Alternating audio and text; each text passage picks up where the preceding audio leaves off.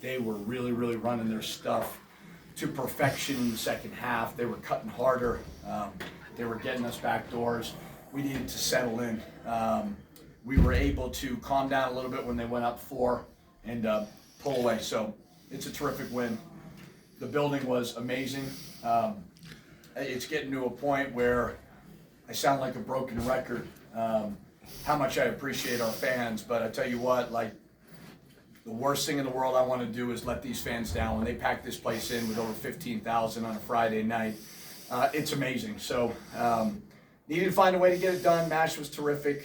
Morris was really good in the second half, and we got stops and rebounds when we needed to. Ask both of the players, and I'll ask you the start of the second half has gotten you guys a few times this year where another team kind of makes a little bit of a run there. Today was 10-2, I think, is what they jumped out to. What can you pinpoint to maybe the overall trend, or at least tonight, as to why? I mean, I think tonight you got to give the other team credit. There were some other games that might have been different. I just thought they were really, really good, and we were breaking down defensively. And then we normally can counter with good offense, but we were one for whatever for a while there. So give them credit. I think tonight, Air Force was really, really crisp in the second half, and it's really hard to simulate it. It just is because it's so different than anything you do. So tonight, I for sure think it has a lot to do with Air Force. Coach, defensively, Mashburn and as I talked about the back doors, like you mentioned, and coming off screens, how are you guys able to kind of fix that after they were really running their offense like that? Yeah, I mean, we tried to tell them, like, Air Force is going to get you on 2 or 3, and you can't let it zap your confidence. Like, you can't freak out. Like, they're going to do it to everybody. Just find a way to make that second effort. Just find a way to get a little bit better as the game goes on. But they're really, really good. And then when they're hitting threes at the end of the clock like that, we were guarding for about 25 seconds, and we'd back up, and they just shoot one in our face. So we had great discipline down the stretch where we lost that a little bit in the second half. House 6 steals. I know at least 3 of them were led to fast break layups. He's just kind of creating his own offense by doing that. Was this one of those games where you guys thought you might be able to pick him off like that? Well, the hard part is they don't dribble a lot. So he's really good when they dribble a lot. Now, we kept telling him, be aggressive on the ball. And I think he was fighting us a little bit because he's like, well, they're not dribbling, so I can't go after steals. And we're like, listen, pick your spots. And he had 2 really big ones in the second half. Any update on Dent and Bruno? They were both, I was told they were both good to go. I just, putting a freshman in that situation with a hobbled ankle, I was a little bit concerned. And Barina seemed fine as well, so hopefully they'll rest tomorrow. They'll be back full go. This is kind of a weird night because, like, even the fans were booing those 2 girls that were dancing during all the timeouts, which you don't really see. Like, the fans were getting a little antsy tonight. Who were they booing? The 2 girls, there was a dancing contest during a timeout. Oh, They weren't very good. They earned it. They deserve it. Yeah, which you don't see a lot there. It's like booing Santa Claus. Yeah, it's like Philadelphia. Yeah. Nope, I love our fans. Nobody ever claimed that they're nice people. So. It was right when you guys were down 53-49. It was during that. So it's my fault. I apologize to the 2 girls. I did not see it. But, you know, the passion of our fans is they're amazing. I mean, I really do think it's one of the best fan bases in college basketball. And it's been a fun ride to get them back. And I've said it before, but the coolest part about it is just it's a community feel.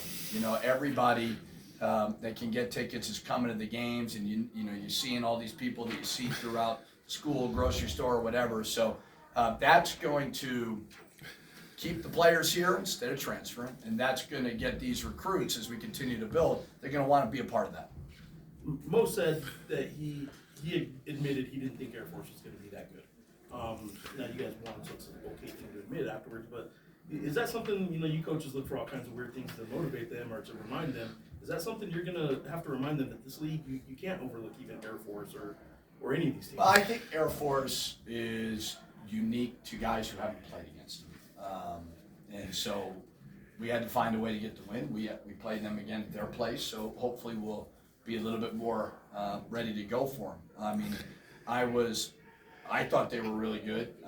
I didn't take them lightly, and I don't know if our guys took them lightly. I mean, they get scholarships too, and Joe Scott's a terrific coach. So I don't know. I thought we played hard. Maybe they didn't think that they were as good a back cutting or whatever, and that's hard to simulate. So second time around, hopefully we'll be ready to go.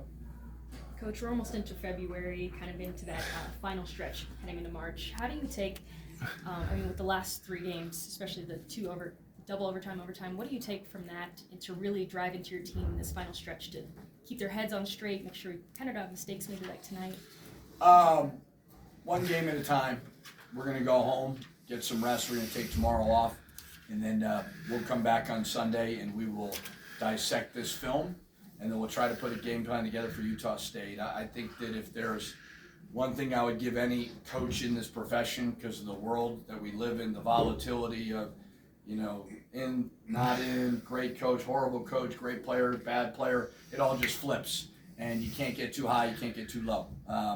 When you take a step back and you say we're 19-3 and 6-3, there's a lot to be proud of, but we're not going to get complacent.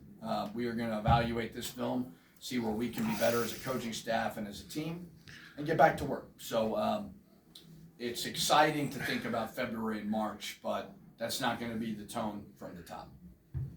You're about to go on the road again.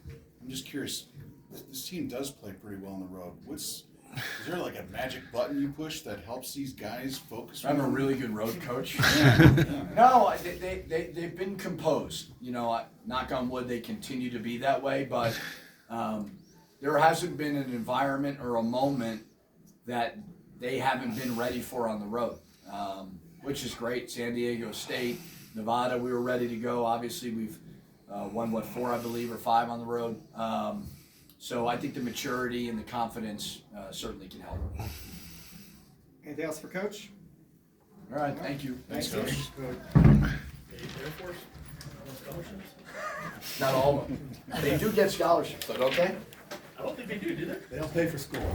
They don't pay. They don't pay for school, but they're not on athletics. They don't pay for